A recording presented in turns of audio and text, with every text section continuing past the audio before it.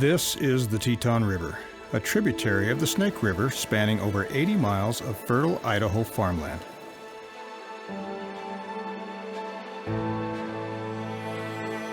The rivers provide water and irrigation to farmers in the South East Idaho region, including those in the Idaho Falls and Rexburg communities.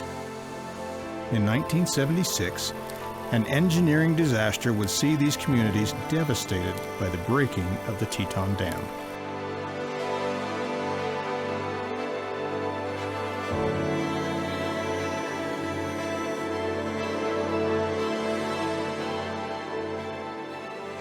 The green light to build the Teton Dam was given in September of 1964, with construction starting February of 1972, with plans to finish construction just 4 years later. So the community was really excited about it, about the prospect, because they had a lot of flood damage that was happening, and then also the recreation that would have been provided and the different jobs and things like that, and also just to be able to have water to water their crops come August would be great. So there was a lot of excitement about it. People actually canceled their flood insurance because they thought they would no longer have any flooding. The Teton Dam was built to be an embankment dam. An embankment dam is constructed using several different types of rock and dirt to form a large stable mound to hold back the river. Grout, a cement-like mixture, is used to fill in gaps and form a deep barrier called a grout curtain to prevent seeping around the dam. However, while constructing the dam, there was considerable doubts concerning the sides of the dam where it met the riverbank. As a result, 2 abutments were then planned on the sides to increase the stability of the dam's connection to the river wall. The issue then became when they started grouting. The grout takes, the volume of grout that was taken was so large that they didn't feel it was feasible to grout the very large cracks that were in the abutments.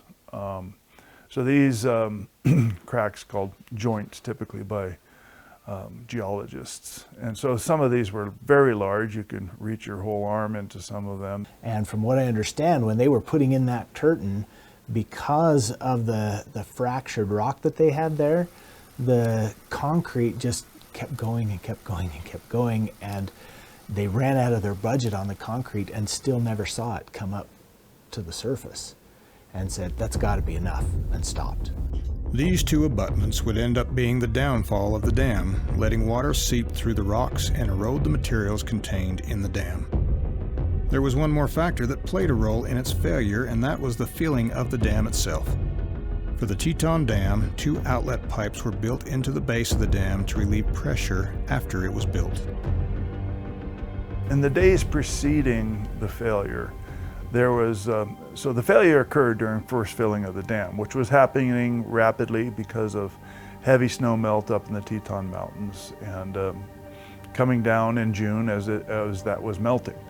The river was running very high, so the rate of filling was rapid. Both of the outlets were not functioning. The larger of the outlets was not functioning. They were still working on that, so they were not able to slow down the rate that the dam was filling. When we build dams now, we fill them as we build, and that helps to consolidate things, right? It helps to get things compacted. And that's during the whole process of building the dam, and that takes several years to build. So at this time, when they built the Teton Dam, they filled it after they had constructed most of the dam. So that rapid filling didn't allow things to consolidate and increase that pressure. So the day that the dam broke, it was a beautiful Saturday morning. The dam started leaking about 8 in the morning, small leaks, and then as it grew it was about 10:30.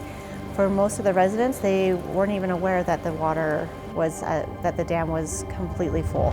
June 5th, 1976, 7 a.m. Engineers noticed leaks at the base of the dam, and an investigation is launched to see what's going on.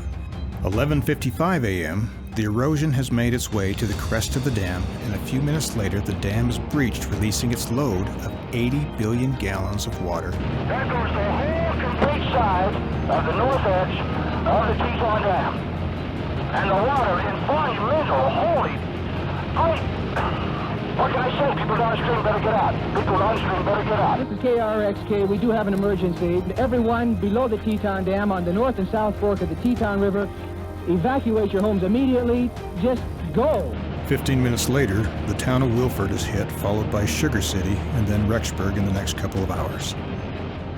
Floodwaters decimated farmlands and housing, totaling over $400 million in damages and 11 lives lost.